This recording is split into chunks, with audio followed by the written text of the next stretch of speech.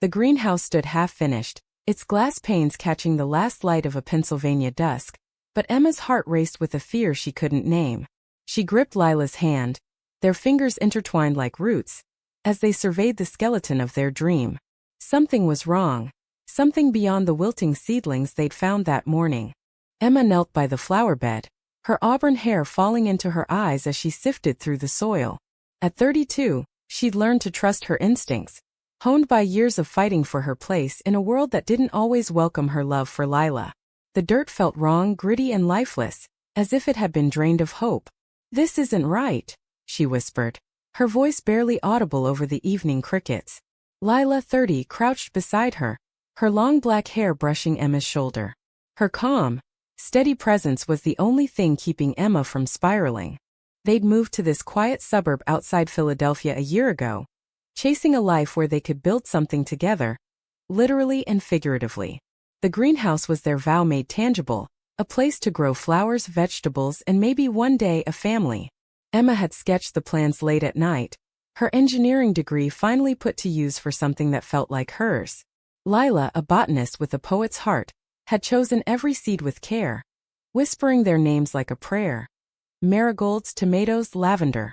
Together they'd poured their savings, their sweat, and their dreams into this patch of earth.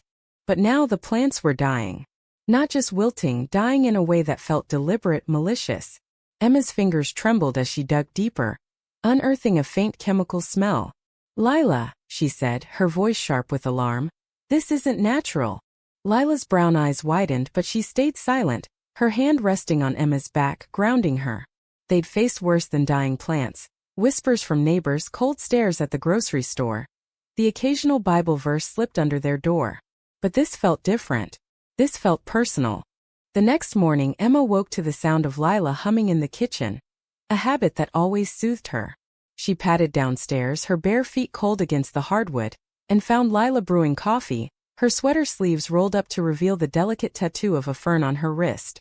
"We'll figure it out," Lila said, handing Emma a mug. Her voice was soft but firm, like the earth after rain. Emma wanted to believe her, but the unease from last night clung to her like damp soil. They spent the day inspecting the greenhouse, testing the soil with a kit Lila had from her university days. The results were devastating. Traces of herbicide, potent and targeted, laced through the flower beds. Emma's stomach churned.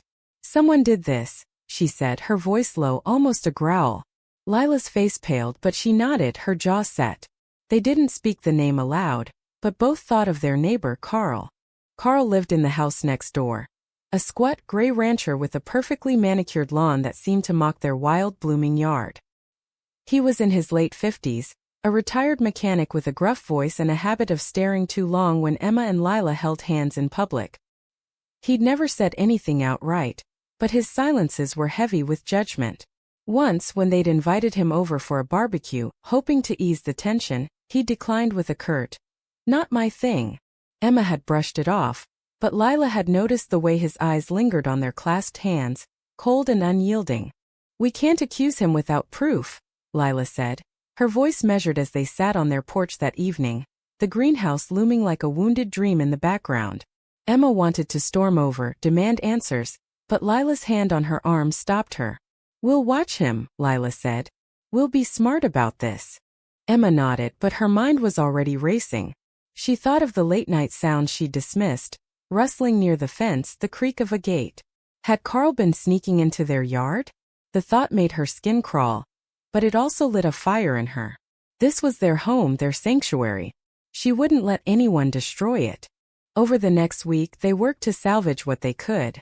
Lila treated the soil with organic compounds, trying to neutralize the poison, while Emma reinforced the greenhouse frame, her hands steady despite her anger.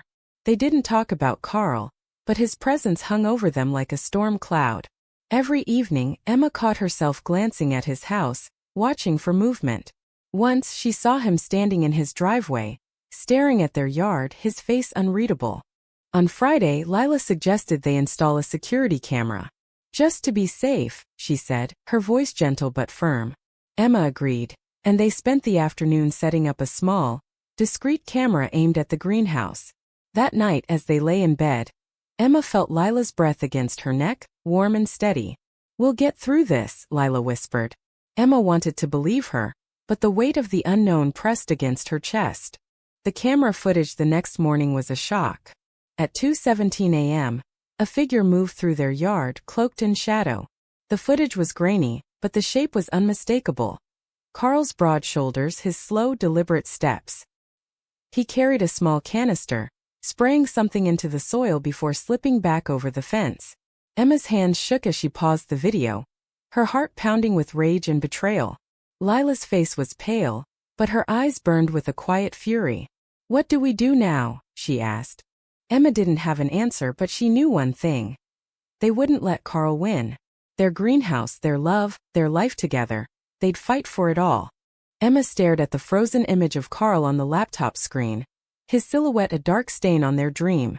Her hands clenched into fists, nails digging into her palms, as Lila's steady breathing beside her felt like the only anchor in a rising storm. They had proof now, but it didn't feel like victory, it felt like war. The next day, Emma and Lila sat at their kitchen table, the footage looping silently on the laptop. The morning light streamed through the window, catching the dust motes in a way that made the room feel too fragile for the conversation ahead.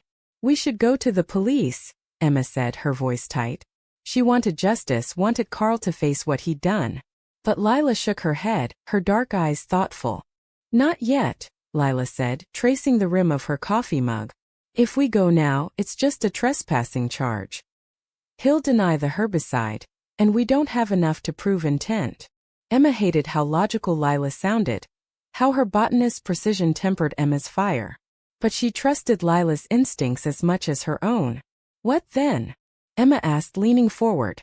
"We just let him get away with it?" Lila's lips curved into a small, determined smile. "We set a trap. The plan was simple but risky. They'd pretend to leave for the weekend, announcing a trip to the Poconos loud enough for Carl to overhear. They'd leave the camera running, maybe even plant a decoy, a fake canister of fertilizer to tempt him. If he took the bait, they'd have undeniable proof. Emma felt a thrill at the idea, but also a knot of dread. What kind of person poisoned someone's soil? What else was Carl capable of? They spent the day preparing. Emma drove to the hardware store buying a cheap canister to use as bait, while Lila spread the word about their weekend getaway to a neighbor they trusted, knowing it would reach Carl's ears. By evening they'd packed a bag for show, parked their car a few blocks away, and snuck back into the house under cover of darkness. They waited in the living room, the lights off, the camera feed glowing on Lila's phone. The silence was heavy, broken only by the occasional creak of the house settling. Emma sat on the couch, her knee bouncing, while Lila rested her head on Emma's shoulder. "Do you think he hates us that much?" Lila asked, her voice barely a whisper. Emma swallowed hard, the question cutting deeper than she wanted to admit. She thought of the way Carl's eyes had lingered on them, the way his silence carried a weight heavier than words. "I don't know," she said finally. "But we're not backing down." At 1:43 a.m. the camera pinged. Emma's heart leapt as she grabbed the phone. There he was, Carl, creeping through their yard again, his flashlight beam slicing through the dark. He paused by the decoy canister, hesitated, then picked it up, inspecting it. Emma held her breath, waiting for him to spray something, to incriminate himself further. But instead he froze as if sensing he was being watched, and slipped back over the fence. "Damn it," Emma muttered, frustration boiling over. Lila squeezed her hand. "He took the bait," she said. "That's something. He knows we're onto him." The next morning they reviewed the footage again, dissecting every frame. Carl hadn't sprayed anything this time, but his presence was enough to confirm their suspicions. They decided to confront him, not directly but through a letter. Lila drafted it, her words careful but firm. "We know what you've done to our greenhouse. Stop now or we'll take this further." They slipped it under his door at dawn and signed and waited. The day passed in tense silence. Emma kept expecting Carl to storm over, to deny everything, but his house remained still, the curtains drawn. By evening Emma's nerves were frayed, her mind racing with worst-case scenarios. What if he escalated? What if he came after them next? Lila, sensing her spiral, pulled her into a hug, her arms warm and steady. We're stronger than him, she whispered. Together we're unstoppable. That night they slept fitfully, the camera feed running on a loop. At 3 a.m., another alert woke them. This time Carl wasn't alone. A second figure, smaller and hooded, moved with him, carrying a shovel. They dug near the greenhouse, unearthing something. A bag heavy and lumpy. Emma's stomach dropped. "What the hell is that?" she whispered. Lila's face was pale, her voice barely audible. "We need to call the police. Now." The police arrived at dawn, their flashing lights casting eerie shadows across the greenhouse. Emma and Lila stood on their porch, wrapped in a blanket, their hands clasped tightly as they watched officers approach Carl's house. The bag they'd seen in the footage sat heavy in Emma's mind. Too heavy for just herbicide, too secretive for anything innocent. The confrontation with Carl had escalated faster than they'd expected. After the call, they'd shown the police the footage, the soil test results, the decoy canister still missing from their yard. The officer, a woman named Martinez with a no-nonsense demeanor, had listened carefully, her eyes narrowing at the mention of the second figure. "We'll handle it," she'd said, but her tone carried a warning. "Stay out of it." Emma couldn't stay out of it. Her blood boiled as she thought of Carl's smug silence, his calculated cruelty. Lila, usually the calm one, was shaken too, her fingers trembling as she clutched Emma's hand. "What was in that bag?" she whispered, her voice raw. Emma didn't answer. She didn't know, and that scared her more than anything. By noon, the police had searched Carl's property.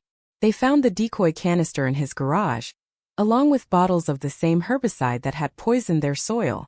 But the bag from the footage was gone, and Carl wasn't talking. He sat on his porch, arms crossed, his face a mask of defiance as Martinez questioned him. Emma watched from their window, her heart pounding. "He's going to get away with it," she said, her voice thick with frustration. Lila shook her head, her eyes fierce. "Not if we find that bag." Against Martinez's orders, they started their own search. While the police focused on Carl's house, Emma and Lila scoured their own yard, checking every inch near the greenhouse. The soil was disturbed in places they hadn't touched, patches of earth turned over in the night. Emma's shovel hit something hard near the fence, a small buried box wrapped in plastic. Her heart raced as she called Lila over. Inside the box were vials of chemicals, not just herbicide but something darker. Pesticides banned for their toxicity, labels faded but ominous. There were also notes, scrawled in Carl's heavy handwriting. Dates, times, and phrases like "teach them a lesson." Emma's stomach churned as she read, the words a confirmation of his hatred. Lila's face was pale, but her voice was steady. "This is enough," she said. "This is proof." They called Martinez back, handing over the box. The officer's expression darkened as she read the notes, her jaw tightening. "This changes things," she said. "He's not just vandalism now, he's a threat." That evening, Carl was arrested. The neighborhood buzzed with whispers, neighbors peering from their windows as he was led away in handcuffs. Emma and Lila stood in their yard, the greenhouse behind them, its glass reflecting the fading light. They should have felt relief, but the weight of Carl's actions lingered. "Why us?" Lila asked, her voice breaking for the first time. Emma pulled her close, her own eyes stinging. "Because we're happy," she said. "And some people can't stand that." The next day they learned more. The second figure in the footage was Carl's nephew, a troubled kid he'd roped into his vendetta. The bag they dug up contained more chemicals, enough to destroy not just their greenhouse but half the neighborhood's gardens. Carl's notes revealed a deeper motive, not just prejudice but envy.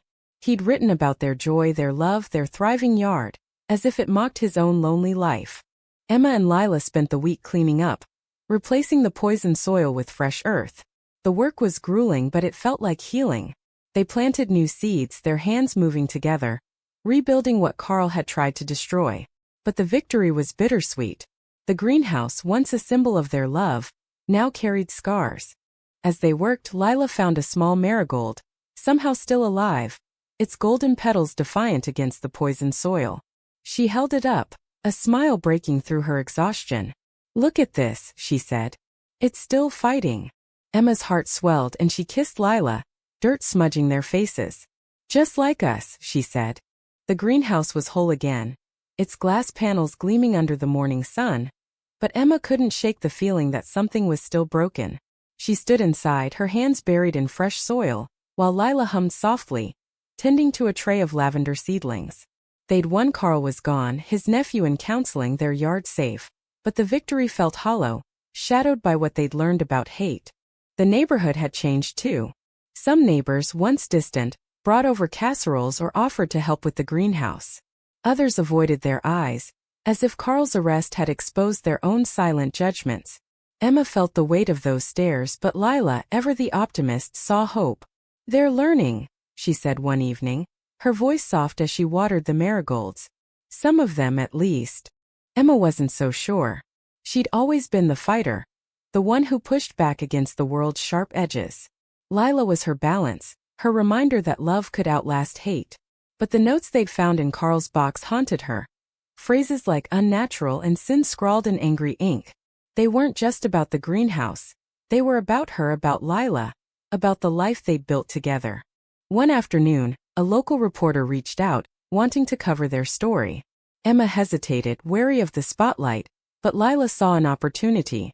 "Let's show them who we are," she said, her eyes bright with defiance. "Not just victims, but us.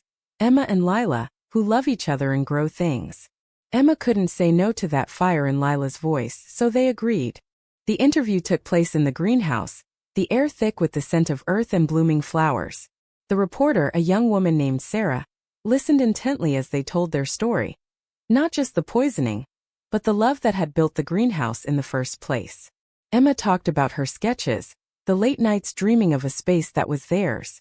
Lila shared how each plant was a promise, a piece of their future.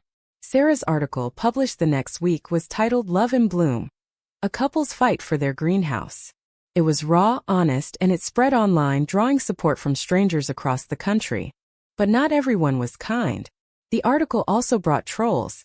Anonymous comments calling them names Emma hadn't heard since high school. She tried to ignore them, but each one was a needle in her heart. Lila, sensing her struggle, suggested they host a community day at the greenhouse. A chance to invite neighbors in, to share their plants and their story. "We can't change everyone," Lila said, "but we can change someone."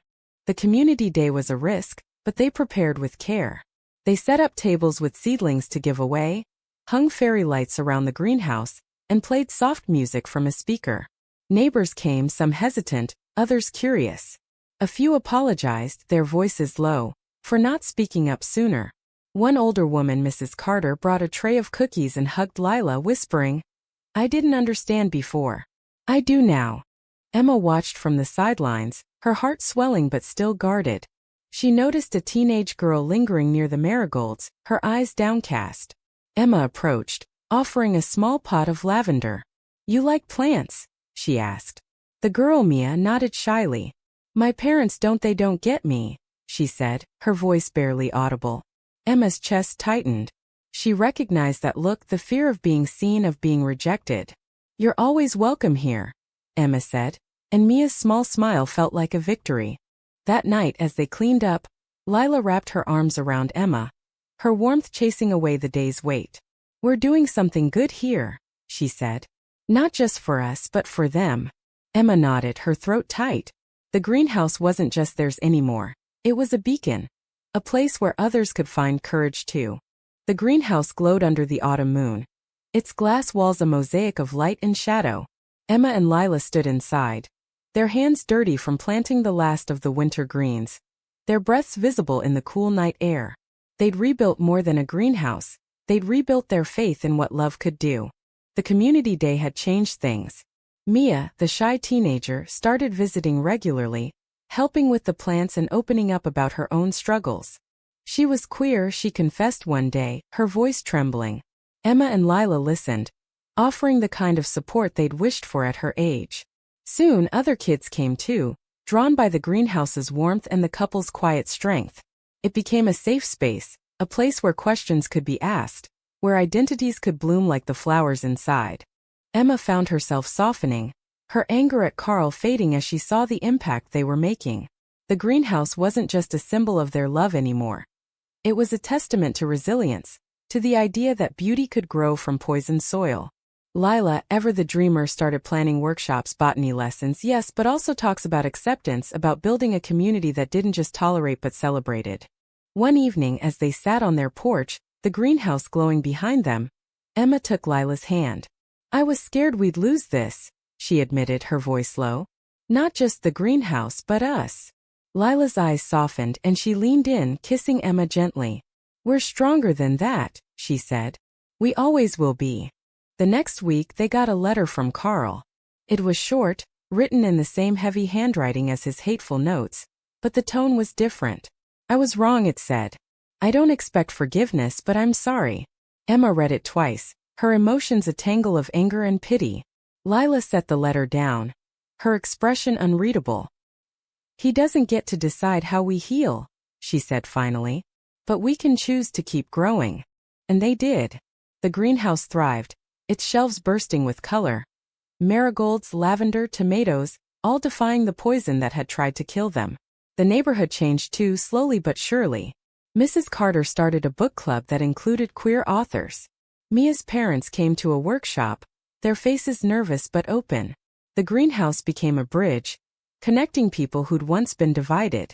On their second anniversary in the house, Emma and Lila stood in the greenhouse, surrounded by friends, neighbors, and the kids who'd found a home there. They'd added a new sign above the door. "Grow with love." It was cheesy, Emma admitted, but it fit. As they cut a cake, laughter filling the air, Emma looked at Lila, her heart full. They'd faced hate and won, not by fighting but by building, by loving, by refusing to let their roots be poisoned. The greenhouse stood as proof. Love could take root anywhere, even in the hardest ground. And as Emma kissed Lila under the fairy lights, the stars bright above, she knew they'd keep growing together, no matter what came next.